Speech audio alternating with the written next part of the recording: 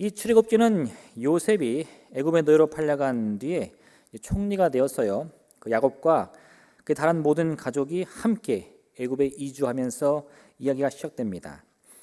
성경은 야곱이 70명의 가족과 함께 애굽에 정착했다고 말을 하는데, 시간이 흐른 후에 이 가족들이 생육하고 번성해서 점점 더 그 숫자가 늘어나게 되었습니다.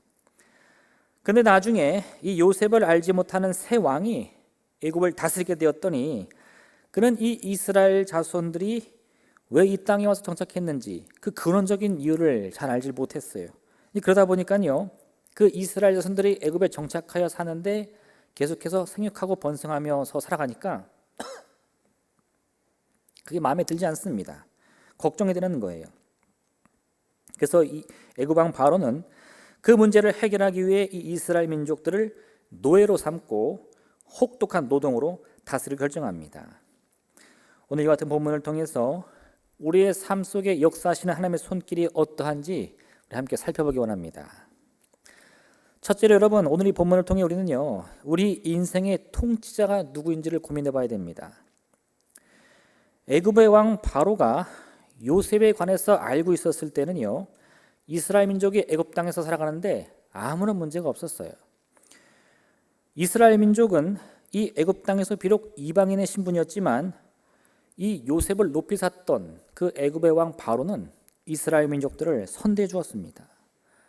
그런데 이제 요셉을 알지 못하는 새로운 왕이 애굽을 다스리게 되자 분위기가 바뀐 거예요. 이 새로운 왕은 이스라엘의 이 생육과 번성을 더 이상 기뻐하지 않습니다. 오히려 그는 이 이스라엘의 번영을 애굽의 위기로 결정하고요, 이 문제를 해결하려고 하는 거예요. 그러자 이 이스라엘에 대한 애굽의 정책이 바뀝니다. 과거 애굽은 이스라엘 민족에게 기회의 땅이었어요. 그 오랜 기간 동안 애굽에 와서 살았기 때문에 양식을 얻을 수 있었고, 또 거기서 이 애굽인들과 평화롭게 또 존경받으며 살 수 있었습니다. 더군다나 바로는 요셉의 지혜를 큰 은혜로 여겼기 때문에요, 많은 이 은혜와 자비를 베풀어 주었어요. 그러니 이 이스라엘 사람들이 애굽에서 얼마나 이 존귀하게 여김을 받았겠습니까? 그런데 이제 왕이 바뀌니까요, 그런 호의가 사라집니다. 이스라엘 백성들이 생육하고 번성할수록 더욱 가혹한 통치가 임하는 거예요. 애굽 사람들은 이제 이스라엘 사람들을 늘 의심하면서 그들을 경계합니다. 이 분위기의 변화가 왜 왔다고요? 통치자가 바뀌었기 때문에. 여러분, 우리를 다스리는 그 통치자가 누구이냐에 따라서 우리의 운명이 바뀌는 거예요.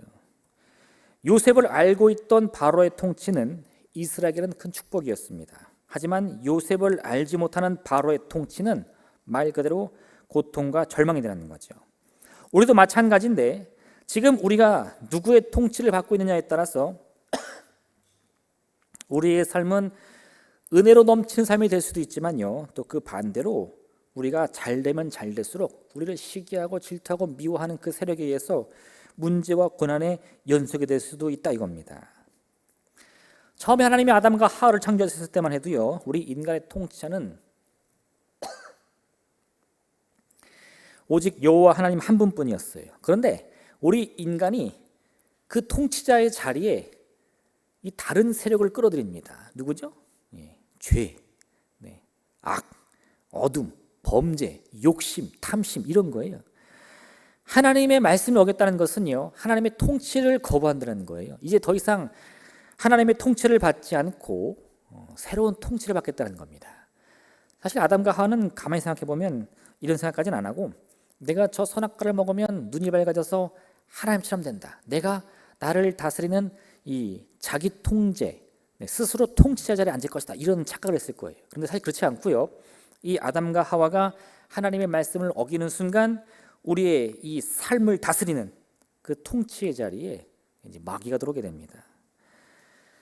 우리 스스로가 하나님의 통치를 벗어났어요. 그리고 죄와 사망을 숨기게 됐습니다. 이게 우리 인간의 운명이 된 거예요. 마귀는 가룟 유다를 통해서 예수님의 사역을 가로막고자 했습니다. 마귀가 이 가룟 유다의 삶을 통해 자기 뜻을 이루고자 한 거예요. 가룟 유다는 그렇게까지 몰랐겠죠. 자기는 나름대로 꿈을 가지고 자기가 옳다고 생각하는 일을 한다고 생각했을 거예요. 근데 사실 그 순간 이 가룟 유다는 마귀의 통치를 받고 있었던 겁니다. 또 역대상 21장 1절을 보면 사탄이 다윗을 충동하여 그가 하나님의 뜻을 어기겠다 이런 말씀이 나와요. 이 다윗이 하나님이 하지 말란 이 인구계수를 하는데 그때 성경은 사탄이 다윗을 충동했다 이렇게 표현하거든요. 무슨 말입니까? 그 순간만큼은 이 다윗이 자기는 그렇게 생각했겠죠. 내가 나라를 잘 다스리려면, 내가 선한 뜻을 이루려면 우리나라 인구가 얼마쯤 되는지는 알지 않아야 될까 이렇게 생각했을 텐데 사실 그게 아니었다는 거예요. 그 순간 이 아담과 하와가 큰 오해 속에 선악과를 먹은 것처럼 이 다윗도 이 그 큰 착각 속에서 하나님의 통치를 거부하게 된 겁니다.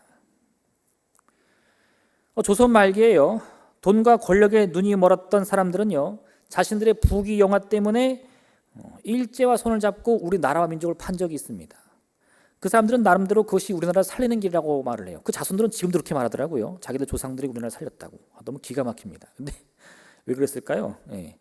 그 순간 자기들은요 국적은 한국인이지만 조선인이었나 그때는? 근데 아니에요. 그 통치자는 그 일제의 그 돈과 권력, 자기들의 탐심을 채워주는 그런 세력들이었던 겁니다. 그런 일들이 일어나면요 지금 내 머릿속에서는 이게 옳은 일이야 라고 강력히 주장하는 것 같지만 사실은 아니에요. 그 통치의 세력이 가장 좋아하는 대로 내가 도구가 되는 겁니다. 그 이끌림을 받는 거예요. 최근에도 그런 일이 하나 있었는데요. 지난 2000년대 초반에 우리나라에서 아주 심각한 사건이 하나 발생했습니다. 원인을 알 수 없는 폐질환으로 많은 사람들이 고통을 호소했고 목숨을 잃었어요. 역학조사를 해보니까 가습기에 넣는 살균제가 문제가 되었습니다. 그 원인이 밝혀져서 2011년이 되어서야 이 가습기 살균제 판매가 금지되었는데 이미 시간이 너무 오래 흘러가지고요. 지난 2020년 통계를 보니까 이 가습기 살균제로 인해서 피해를 본 사람이 6,800여 명, 또 목숨을 잃은 사람이 1,500명이랍니다. 그런데 이것은 실제로 자신이 피해를 입었다고 신고한 사람들의 숫자고요.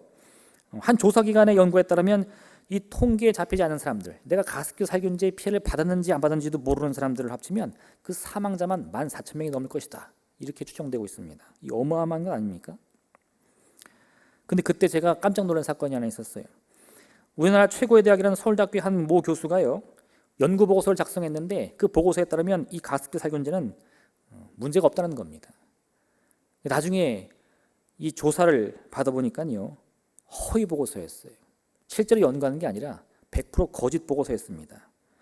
검찰이 조사를 시작했고 그 원인이 밝혀졌는데 이 가습기 살균제를 생산하는 기업으로부터 거액의 뇌물을 받은 거예요. 그랬더니요 공식적으로 말하는 1,500명, 비공식으로는 14,000명이나 목숨을 잃었던 그 사건에 대해서 눈에 안 들어옵니다. 뭐 그까짓 거 거짓말하고 돈 받을 수 있으면 좋은 거 아닌가? 왜 그런 일이 벌어졌을까요? 자기의 인생을 다스리는 통치자를 잘못 선택했기 때문입니다. 여러분 생각해 보세요. 요셉이 노예였을 때 보디발의 아내가 이 요셉을 유혹하니까 뭐라고 그랬죠? 하나님 앞에서 범죄할 수 없다고 말했어요. 만약에 우리가요 하나님이 나의 참된 통치자라는 사실을 인정한다면요 우리가 그런 많은 권세와 물질 앞에서 그 수많은 목숨을 잃은 이 비참한 사건 앞에 거짓을 말할 용기가 있겠습니까? 내 부귀와 영화를 위해서 나라를 파는 그런 아주 악독한 일을 할 수 있겠어요? 그들은요 자신의 인생의 통치자를 스스로 선택했다는 겁니다. 근데 그것은 또 사실 스스로 선택한 게 아니에요.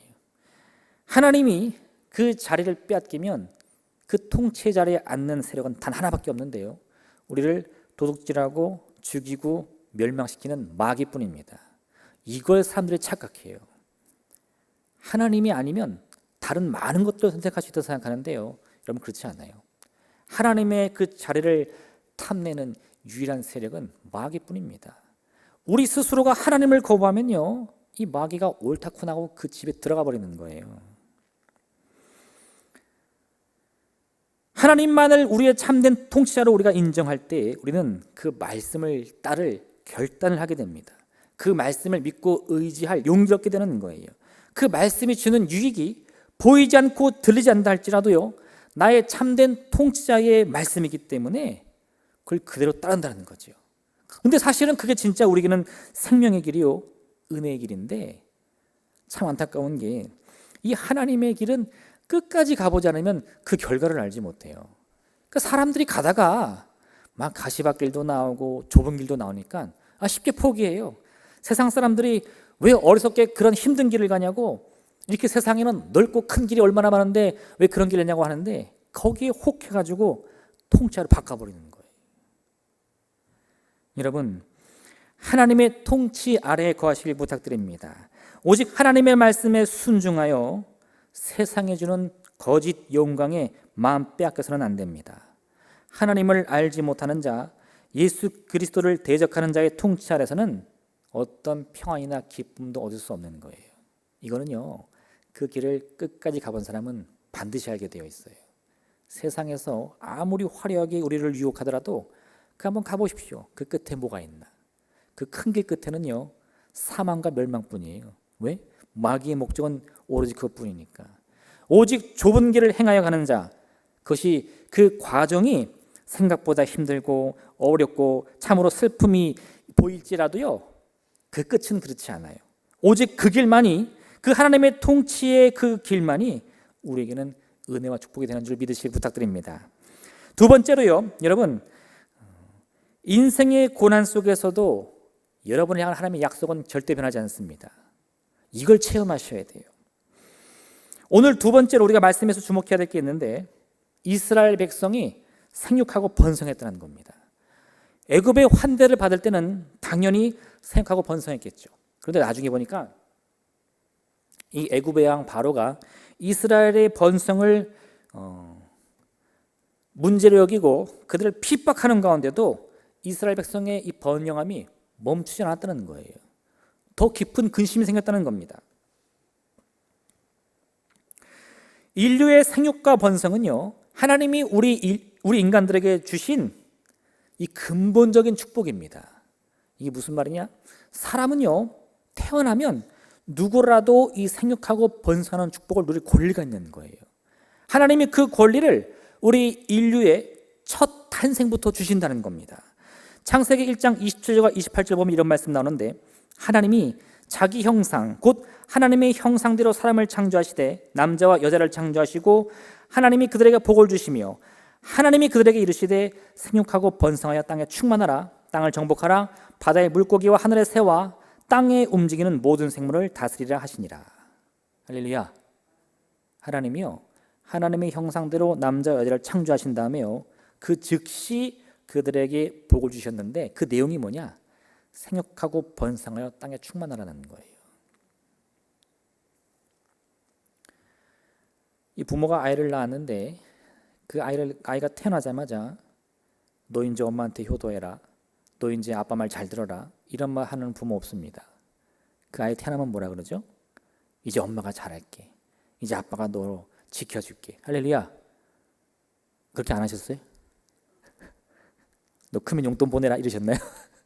네. 왜 부모들이요, 생전 처음 아이를 낳아보고도 그 아이가 태어나는 것만으로도 기뻐하며 그 아이에게 사랑을 쏟아붓습니까? 그게 우리 인간이 처음 탄생했을 때 경험한 하나님의 사랑이었기 때문에 그래요. 이 인간은 받은 대로 따라하거든요. 이 본대로 똑같이 흉내내는 거예요. 하나님이 우리 인간을 창조하자마자 복을 주시며 이 생육과 번성을 약속해 주시니까 우리도요, 내 자녀가 태어나면 그 아이를 내 모든 생명을 다해 사랑하기로 결단하며 약속합니다. 할렐루야. 그게 우리 인간이에요. 예. 지금은 좀 변하실지 모르겠지만 할렐루야, 변하면 안 됩니다. 네. 우리 인간은 이런 하나님의 은혜와 사랑에도 불구하고요, 스스로 하나님을 떠나서 우리 자신이 나를 다스리는 이 자기 통치를 꿈꾸는 죄를 범했어요. 하나님과 관계 끊어졌습니다. 하나님을 떠났어요. 집을 나가버렸어요. 가출해버렸어요. 근데요, 놀랍게도 그런 이 어리석은 자녀를 향한 하나님의 뜻, 참된 이 아버지의 뜻은 바뀌지 않는다는 거예요. 물론 그런 하나님의 통치를 달가워하지 않는 사람이 있었는데 누구였느냐? 바로 애굽의 왕 바로입니다. 왜요? 그는 자기 민족이 아닌 이 타민족, 이 이방인인 이스라엘이 생육하고 번성하는 게 불편합니다. 그는 이렇게 생각하는데, 저들이 계속해서 번성하면 훗날 반드시 우리를 대적하여서 이 애굽을 큰 위기에 빠뜨리게 할 것이다. 여러분, 이스라엘 사람들이 번성하면서 애굽한테 너 두고 봐, 너 내가 가만 안 둘 거야 이랬나요? 아니요. 그 전까지는 둘이 사이가 좋았어요. 이 이스라엘 사람들도 애굽의 왕 바로가 자기들의 조상들을 선대하여서 이 땅도 주고요, 이 잘 살게 해주니까 얼마나 고맙겠습니까? 잘 살았어요. 근데 어느 날 갑자기 이 새로운 왕이 애굽을 다스리게 됐더니 그 왕이요, 그 관계를 그냥 불편하게 여기는 겁니다. 처음부터 마음에 들어하지 않았다는 거예요. 저들은 반드시 우리를 대적할 것이다. 저들은 반드시 우리를 미워할 것이다. 저들은 반드시 우리의 적이 될 것이다. 이렇게 생각하고요, 그냥 그들을 적으로 돌려버리는 겁니다.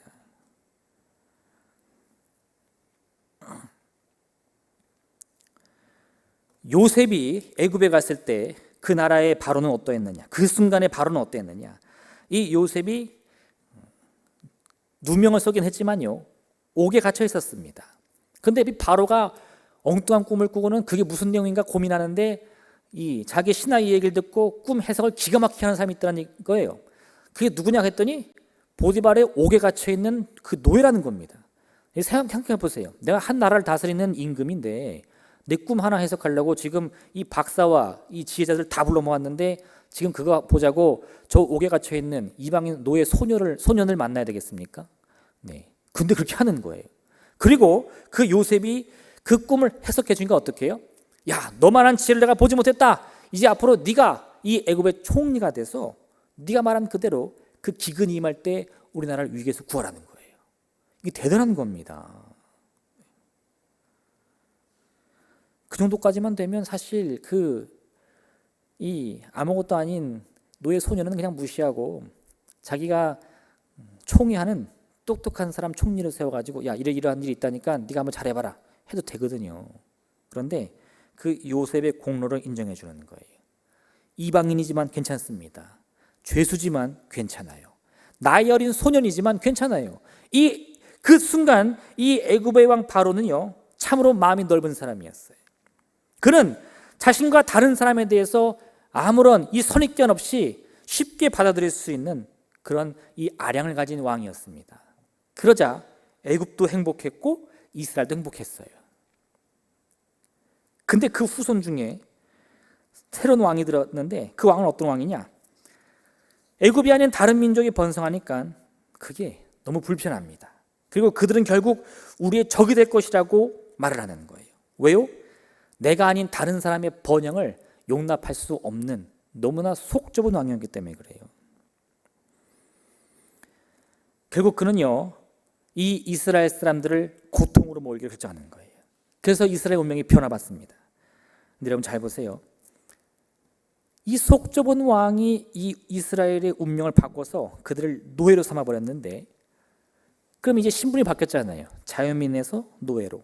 근데 그 이스라엘 민족이 생육하고 번성하는 운명은 바뀌지 않는다는 거예요. 세상의 통치자가 우리의 운명을 바꿀 수 없는 겁니다. 하나님이 우리에게 주신 이 본래의 축복이라는 것은요, 그렇게 쉽게 바뀌는 게 아니에요. 우리 자신이 믿음을 가지고 포기하지 않는 한 우리의 환경은 바뀔지 모르고 우리가 눈으로 보는 이 세상의 여건들은 바뀔지 모르겠지만 나를 향한 하나님의 뜻은 절대 변하지 않습니다. 우리 인간의 생육과 번성이라는 것은요, 하나님이 정해놓으신 근본적인 축복인 거예요. 여러분, 그걸 누리셔야 돼요. 그걸 누리는 방법이 두 가지가 있는데, 첫 번째는요, 어떠한 순간에도 이러한 하나님의 은혜를 포기해서는 안 됩니다. 네. 할렐루야. 여러분은 반드시 잘 될 겁니다. 이건 제가 그냥 허튼 소리 하는 게 아니에요. 이 말씀에 따르면요, 우리 모두는 반드시 잘 돼야 돼요.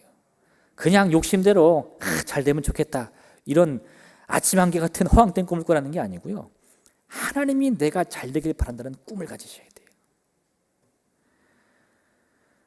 그 귀한 소망을 가질 때요, 우리는 이 시시각각 변하는 이 환경의 변화 속에서도요, 기쁨과 행복을 잃지 않을 수 있는 겁니다. 그게 하나님의 축복을 누리는 첫 번째 방법이에요.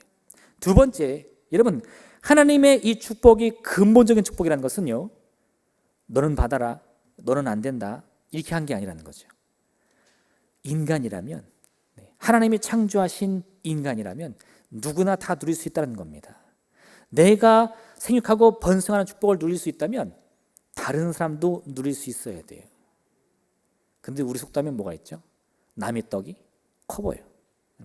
다른 사람의 생육과 번성이 불편하기 시작하면요, 오늘 이 이스라엘 민족을 괴롭힌 이 새로운 바로와 다를 게 없습니다. 하나님의 통치를 무시하는 사람과 다를 게 없는 거예요. 내 빵은 왜 작은데 네 빵은 크니? 이게 근본적으로 어디서 나온 거라고요? 다른 이의 번영이 불편해요. 그가 하나님의 자손인 것이 불편해요. 그가 하나님의 축복을 누리는 게 불편해요. 왜요? 나는 하나님의 통치를 받지 않으니까. 이걸 기억하셔야 돼요. 여러분, 다른 이의 번성을 함께 기뻐하고 축복해 줄 수 있을 때 비로소 내가 앞전에 말한 것처럼 하나님의 통치를 받고 있다는 것을 증명할 수 있습니다. 또 그것이 지금 얘기하고 있는 것처럼 하나님이 내게 주신 이 생육과 번성의 축복을 누리는 두 번째 방법이 될 수 있는 거예요. 마태복음 5장 43절과 45절 보면 이런 말씀이 있는데, 또 내 이웃을 사랑하고 내 원수를 미워하라 하였다는 것을 너희가 들었으나 나는 너희에게 이르노니 너희 원수를 사랑하며 너희를 박해하는 자를 위하여 기도하라. 이같이 한즉 하늘에 계신 너희 아버지의 아들이 되리니 이는 하나님이 그 해를 악인과 선인에게 비추시며 비를 의로운 자와 불의한 자에게 내려주심이라. 하나님이라고 해서 왜 의인과 악인을 구분할 수 없겠습니까? 하나님이 뭐 눈먼 장님도 아니고 보면 딱 알아요. 그런데 그렇다고 해서 하나님이 무슨 무자르듯이 의인에게는 비를 주고 이 악인에게는 가뭄만 주고 이지 않습니다. 하나님의 은혜라는 것은요, 이 아침의 해와 저녁의 달처럼 모두에게 주어진다는 거예요. 왜요? 하나님은 처음부터 조건을 주고 이런 축복을 내린 게 아니기 때문에 그래요. 하나님이 창조한 인간이라는 그 작품 속에 하나님의 축복을 다 허락해 주셨습니다. 비록 그 인간이 그것을 깨닫지 못하고 배신할 수도 있습니다. 악을 향해 갈 수도 있어요. 하나님의 통치를 버릴 수도 있겠지만요, 그래도 하나님의 계획은 바뀌지 않는다는 거예요. 그게 하나님의 시기에 우리도 똑같이 우리의 원수를 사랑하며 우리를 박해하는 자를 위해서 기도할 때에 하나님 뭐라 그러시느냐? 네가 내 아들이다. 네가 내 자녀다. 할렐루야. 이 귀한 말씀해 주신다는 거예요. 여러분, 다른 이를 축복하는 것은요, 우리의 것을 반드시 희생해야 하는 그런 고난만이 아닙니다. 잠깐의 고난이 있을 수 있어요. 우리의 원수들을 용서하는 게 어찌 쉬운 일이겠습니까? 어떻게 보면 뼈를 깎는 고통? 할렐루야. 네, 이 동의하시는 분들은 그 경험이 있으신 분들이에요. 정말 내 마음에서 생각만 해도 피가 거꾸로 솟는 것 같은데 잠잠하라, 그죠? 네. 근데 그 순간에요, 내가 왜 나 혼자만 참아야 되는가? 왜 나 혼자만 이런 고통과 슬픔을 당하는가 할지 모르겠지만 그렇지 않아요, 여러분.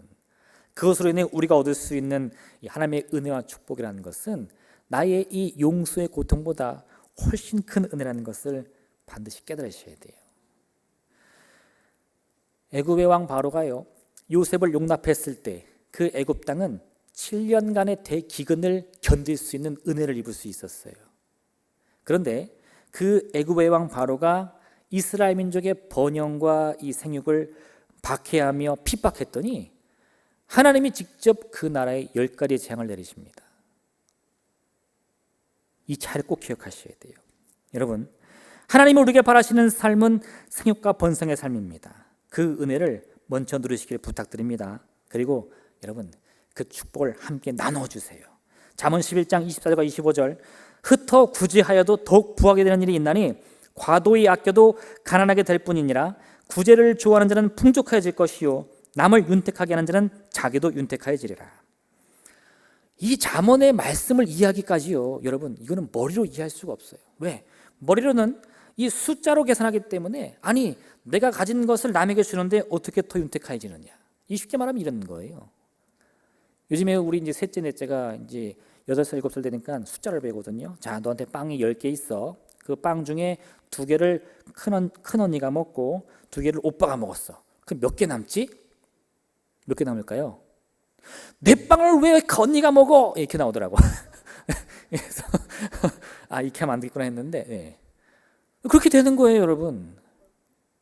이거는요, 실제로 그 빵을 나눠줘 본 사람만이 이 말씀의 진짜 의미를 알 수 있어요. 왜 내가 나의 것을 나눠주고도 풍족하여지고 나의 것을 꼭 움켜잡았는데 더 가난해지고 더 비참해지고 더 괴로워지는가? 하나님의 말씀에 담긴 참된 의미를 발견하시기 부탁드립니다. 이를 위해서요, 하나님의 귀한 축복을 누리시되 축복의 통로가 되어 이 땅 가운데 널리 전하는 데 힘쓰는 여러분 되시기를 주님의 이름으로 부탁드립니다. 마지막 세 번째, 삶의 고난 속에서도요, 이 하나님의 축복에 대한 소망을 꼭 품으시길 부탁드립니다. 여러분, 하나님의 약속이 바뀌지 않는다면요, 우리가 우리의 꿈을 포기할 이유가 전혀 없는 거예요. 내가 잘 되는 것은요, 왜 잘 됩니까? 성적이 잘 나왔어요. 경기가 좋아졌어요. 아니요, 여러분. 우리를 향한 하나님의 약속 때문이에요. 그 약속이 이루어지는 과정 속에서는요, 어려움도 지날 수 있습니다. 근데 그런 순간에도요, 하나님이 내가 잘 되는 것을 여전히 바라신다. 이걸 믿으시라는 거예요. 제가 이 고민을 하다가 좋은 예가 생각났어요. 옛날에 제가 어떤 경제지를 읽다가 이런 얘기를 읽은 적이 있습니다. 이 주식에 관한 이야기인데요. 주식을 한다. 그러면 뭐 어떻게 생각합니까? 이 모르는 사람도 이렇게만 생각하면 될 것 같아요. 쌀 때 사서 비쌀 때 팔면 된다. 네. 근데 그게 되면 모든 사람이 그렇게 고민 안 하겠죠. 아마도 그게 잘 안 되는 것 같아. 그러니까 많은 사람들이 고민을 하는데 왜 안 되는가? 네. 어떤 사람이 이렇게 예를 들더라고요. 이 사람이 심리적으로 너무 약해가지고 주식이 막 오르면 이거 진짜 엄청 오르겠다. 그리고 막 산대요. 근데 주식이 뭐 오르기만 합니까? 쭉 오르다가 훅 떨어진다는 거예요. 그럼 훅 떨어지면 또다시 오를 것을 기대할 수 있는 마음이 있어야 되는데 이거 망했나 보다. 그리고 또 막 판대요. 그럼 어떤 일이 벌어지느냐? 막 올라갈 때 사니까 비쌀 때 샀다가 떨어질 때 막 겁나서 파니까 꼭 쌀 때 판다는 거죠. 아까 어떻게 그랬죠 제가? 쌀 때 사서 비쌀 때 팔아라. 어려워요? 근데 그게 되게 어렵다는 거예요. 왜? 마음이 요동치니까요. 견딜 수가 없다는 겁니다. 근데 사람들이 그런 행동을 하니까요, 이 세계적인 투자자인 워렌 버핏이 이런 충고를 줬어요. 자신이 가지고 있는 주식을 팔아야 할 때는 딱 두 가지 경우뿐이다. 첫 번째, 자기가 바라는 수익에 도달했을 때. 그럼 내가 얼마 샀으면 얼마 오를 때 팔아야겠다는 계획이 있을 거 아니에요. 그럼 오르면 더 오르든 말든 무조건 팔으라는 거예요. 왜? 계획했으니까. 두 번째요, 그 주식이 떨어지더라도 그것보다 더 좋은 주식을 발견했을 때 팔아라 이겁니다. 언제 팔으라고요?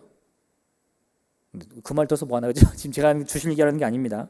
제가 그 얘기를 듣고 깨달은 게 하나 있어요. 여러분, 이 말이요, 우리의 이 소망에 관한 이 믿음에도 그대로 적용이 되더라고요. 소망을 품으면요, 그 한 번 품은 소망은 끝까지 가야 하는가? 그렇지는 않아요. 왜? 제가 어렸을 때 사람들이 물어봅니다. 너 커서 뭐가 될래? 그럼 제가 이렇게 대답한 기억이 나요. 과학자요. 저 과학자입니까? 아니거든요. 대통령이요. 저 대통령이에요? 아니거든요. 그럼 제 인생은 끝났네. 소망을 포기했으니까. 네. 근데 아니죠. 제 꿈이 바뀌었어요. 그럼 언제 바꿔야 됩니까? 네. 그 소망을 바꿀 때는 두 가지 경우밖에 없습니다. 뭐냐? 첫 번째는요, 내가 계획한 꿈을 이루었을 때. 그땐 바꿔야죠. 내가 아주 좋은 대학에 들어가서 훌륭한 사람이 돼야지 했어. 좋은 대학 들어갔잖아요. 그럼 새로운 꿈을 꿔야죠. 이제는 다 됐다. 나 공부 열심히 해서 좋은 대학 왔으니까 내 인생 끝났다. 이러면 안 되잖아요. 네, 그때는 꿈을 바꿔야 됩니다. 두 번째요, 내가 꿈을 갖고 있는데 나 공부가 안 되네. 꿈을 포기해야지. 이러면 절대 안 된다는 거예요.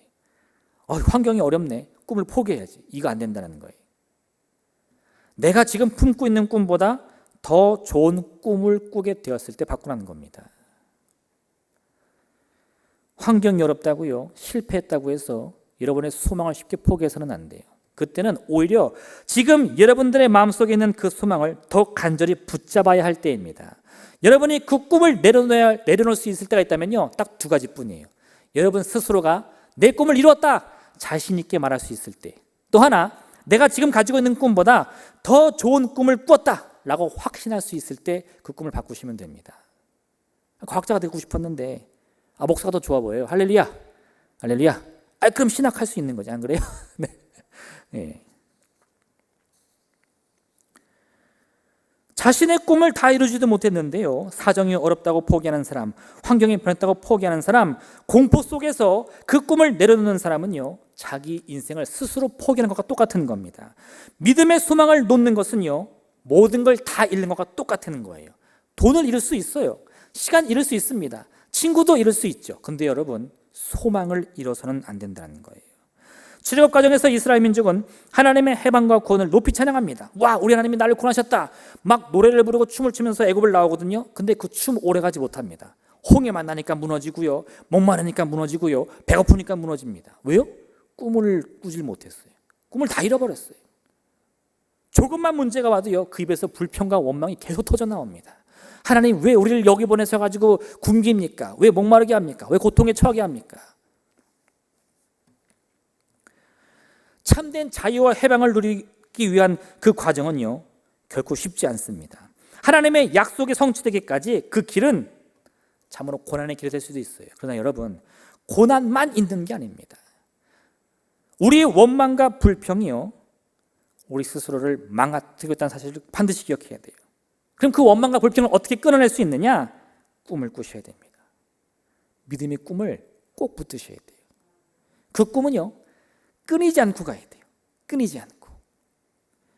다윗은 원수의 손에 쫓기면서도요, 그 마음에 꿈이 있었는데 뭐냐? 하나님이 내 원수의 목전 앞에서 내게 상을 차려주실 것이다. 그 꿈이었어요. 그렇게 꿈을 꾸니까요, 자기를 욕하고 비웃는 사람들 뭐 괜찮습니다. 왜? 하나님이 알아서 하실 거니까. 내가 지금 그 일말의 힘으로 저 사람의 목을 친들 내 운명 바뀌지 않는다는 거예요. 남에게 미움 사고 원망 살 때가 아니라는 겁니다. 하나님만 의지하며 이 위기의 순간을 역전시킬 그 꿈을 기대해야지 단 한눈 팔면 안 돼요. 꿈이 있는 사람은요, 실패를 경험할지언정 망하지 않습니다. 오히려 그 실패의 경험조차 자신의 꿈을 이루는 과정으로 바꿀 수 있는 힘이 있기 때문에 그래요. 이스라엘은 나라가 패망했습니다. 예루살렘 성전이 파괴됐어요. 성벽이 다 무너졌습니다. 그런데 그들은요, 자기가 하나님의 백성이라는 꿈은 놓치지 않았어요. 나라가 멍한 거지 하나님의 이 선택된 백성으로서의 그 사명이 무너진 건 아니라는 겁니다. 그러니까요, 이제는 예루살렘에서 쫓겨나가지고 바벨론으로 끌려가고 세계 각지로 흩어졌는데 거기서도 뭐라고 말해요? 나는 유대인이다. 모이면 교회를 세웁니다. 모이면 말씀이 있는 거예요. 그러한 그들의 이 꿈이요, 수천 년이 지난 후에 이 이스라엘을 다시 세울 수 있는 원동력이 된 줄 믿으시길 부탁드립니다. 사탄이 하나님께 나타나가지고 하나님, 욥이 까닭없이 하나님을 믿겠습니까? 말하는 거예요. 왜요? 하나님이 욥에게 축복을 주셨으니까 하나님 믿는 거지. 그 축복 사라지면 하나님 믿을 이유도 사라질 것이고 하나님 반드시 원망하며 불평할 것입니다. 말하는 거예요. 하나님이 그래, 그럼 네가 가서 시험해봐라. 사탄이요, 자기의 주장이 옳은 것 증명하려고 욥을 시험합니다. 뭘 어떻게 했느냐?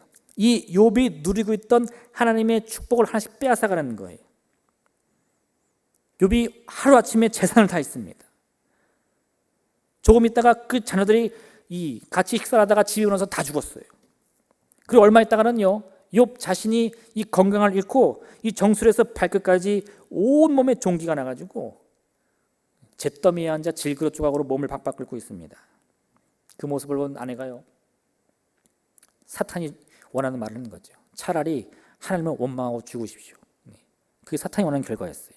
그런데 욥이 그런 아내의 말에 귀 기울이지 않습니다. 주시는 이가 하나님이시라면 거두시는 이도 하나님이실 것이다. 이 고백이 왜 중요한지 아세요? 이 고백은요, 주고 거둔다 해서 끝나는 게 아니에요. 주시는 이가 하나님이시면 거두시는 이도 하나님이시고, 그럼 또 어떻게 돼요? 그럼 또 주시는 이도 하나님이실 것이다라는 그 고백이 그 말 담겨 있는 거예요. 그리고 욥의 마지막은요, 그 고백에 그대로 이 욥이 이랬던 걸 다시 되찾습니다. 이게 중요해요, 여러분. 물질 잃을 수 있습니다. 건강 잃을 수 있죠. 이러한 실패가 왜 우리의 인생이라고 피해가겠습니까? 하지만 물질과 건강만이 우리 인생의 전부 아닙니다. 오히려 오늘보다 더 나은 내일에 대한 이 하나님의 축복에 대한 소망이 있을 때에 하나님을 주실 때에도 감사, 하나님이 거둬가실 때도 감사. 그래야 또다시 채우실 하나님을 기대하고 소망할 수 있는 겁니다. 이 귀한 믿음을 가지시길 부탁드립니다. 꿈을 잃으면 다 잃는 거예요. 소망을 잃으면 내일이 사라집니다. 여러분, 오늘을 잃더라도요, 내일은 잃으시면 안 돼요. 오늘을 다 포기하더라도 내일만큼은 붙드시길 바랍니다. 그래야 어제보다 더 나은 오늘, 오늘보다 더 나은 내일을 살 수 있는 그 소망이 생기는 거예요. 여러분, 오늘 이와 같은 믿음을 가지시고 참으로 우리의 환경이 어떻게 변하든지 간에 나를 축복하시는 하나님, 내가 생각하고 번성하게 원하시는 하나님의 그 은혜를 온전히 누리며 이 땅 가운데 저는 여러분 되시기를 주님의 이름으로 축원드립니다. 이 시간 함께 기도하겠습니다.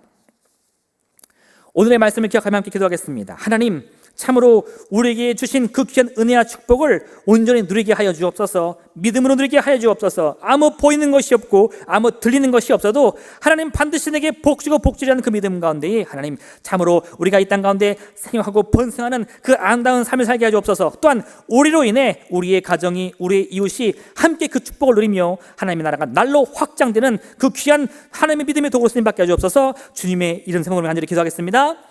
주여.